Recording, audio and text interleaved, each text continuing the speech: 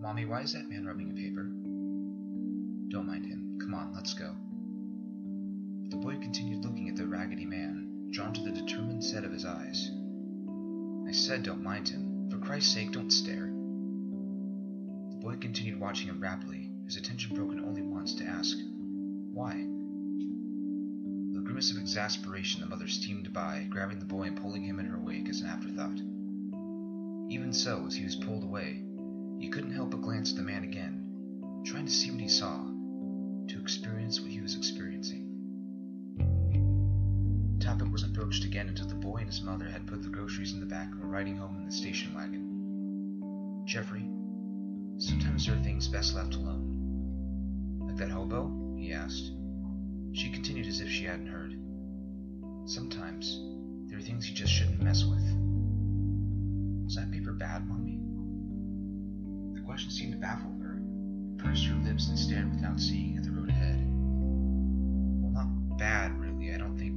Look, hon, I know this probably won't make sense, but remember that time when you and your father went hiking and he dared you to climb that big rock? Yeah. Remember how you didn't want to, but he kind of forced you to, with his words? Yeah. And remember how you fell and broke your arm? Oh yes, the boy remembered that all right. His mommy and daddy had shouted at each other for half the night after he got back from the hospital. Yes. Well, there you go. The paper's kind of like that. Oh. The rest of the ride home was taken in wary silence, but all along the way the paper continued floating and bobbing on the surface of Jeffrey's mind like a rotten old apple in a pool of vomit. When he got home, he helped his mother unload the groceries. 3 packs of beer were too heavy, so his mother unloaded them. Put a few drops of grease on the rusty hinges of the door that led from the garage to the house. He had to use a step stool and stand on his tiptoes to reach the top one. Once inside, he dropped his load unceremoniously on the floor. His mother had judiciously made sure his bag contained the crackers and bags of noodles, not the eggs, and was just about to tromp upstairs when a picture next to the stairwell caught his eyes. It was one of the countless pictures of the old family he'd seen and walked past. Nothing special about it. Plain black frame, dingy yellow glass, grainy Polaroid faded yellow at the edges. In the picture, him, Mommy, and Daddy were at the beach. Daddy was being goofball and Mommy was laughing.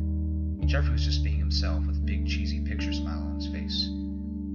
Oh yeah, and in the corner, their old family pet that died a month ago, a golden, medium-sized Labrador that was put down a week after the picture was taken.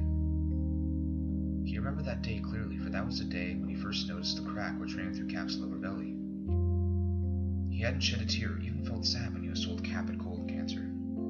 Even as he ran his fingers through his fur for the last time, all he felt was a tight, unpleasant squeeze in his chest, as if some kind of circle had pinched together at last, and had squeezed his middle briefly.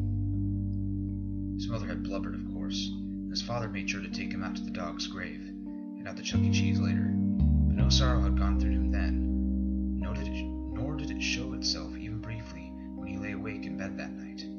Just the unpleasant finality of the circle pinching shut on him.